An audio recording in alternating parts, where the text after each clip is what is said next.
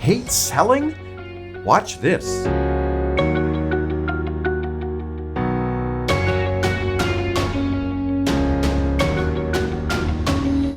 Sales.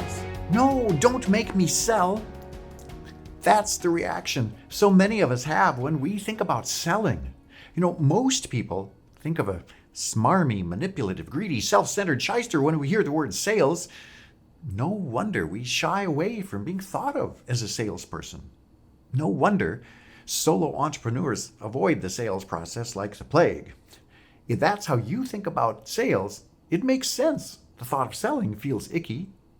But wait, aren't sales required if a business is to survive? Doesn't money have to be coming in? Well, if you do indeed want your business to be financially sustainable, if you want it to support you and your family, then yes, money needs to come in somehow. And sales is the way that usually happens in a business. And this video is about how to turn that dreaded sales call into your friend. Now, I've made videos stressing the importance of being in alignment with your business activities. So if you feel like hiding under a rock when you think about sales, how in the world do you find alignment then? Well, the first step is to figure out what your relationship is to money. Is money the root of all evil? If so, it makes sense you'd feel pretty uneasy when it comes to talking about financial matters. If your relationship is based in scarcity, feeling like there's not enough to go around, that one person's good fortune automatically means another's misfortune, it also makes sense that sales and money are uncomfortable.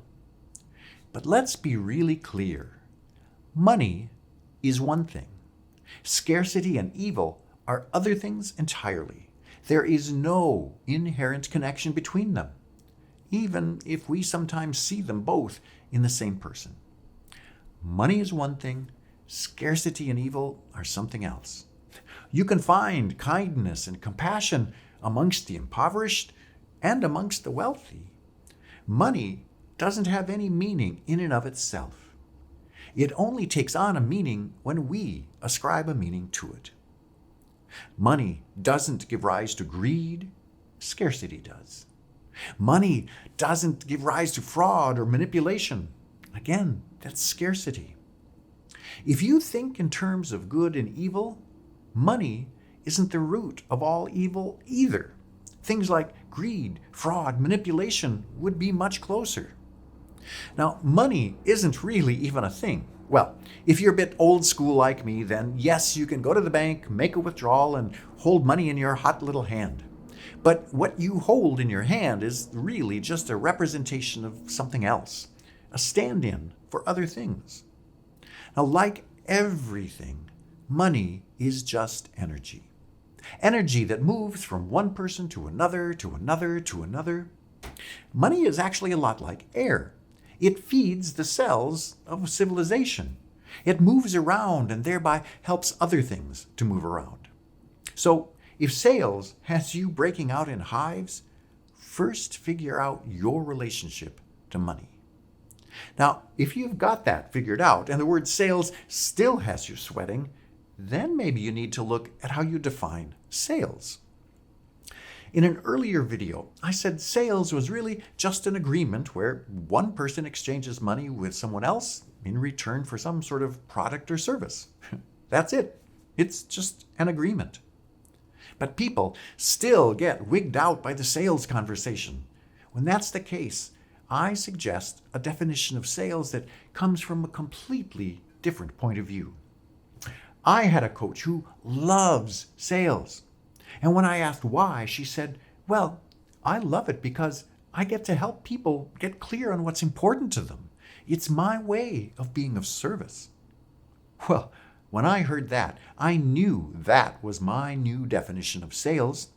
It's a powerful way to be of service. This is the opposite of manipulative. It has nothing to do with greed or self-centeredness. I was hooked. I hope that's a definition you can get behind too. It changes everything. Now, there are some skills that are helpful when assisting someone to get clear on what's important to them and come to a clear decision. All the details of that are beyond the scope of this video, but in general, they're good coaching skills. Listening to what someone says, help them sort through conflicting thoughts to discover what's really important to them, what honors their values. Help them explore options and then help them discern what their level of commitment is if making a change in something is what they want.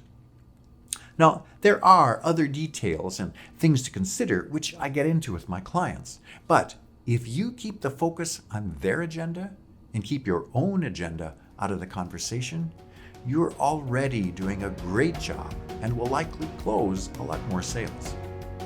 If you're interested in learning more about these details and the skills that I share with my clients, just contact me at the link in the description. Let's talk.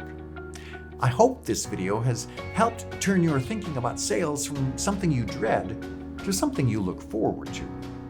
Don't forget to like this video, and if you do like it, subscribe to this channel. It helps spread the word to others. Till next time, I wish you abundance and joy.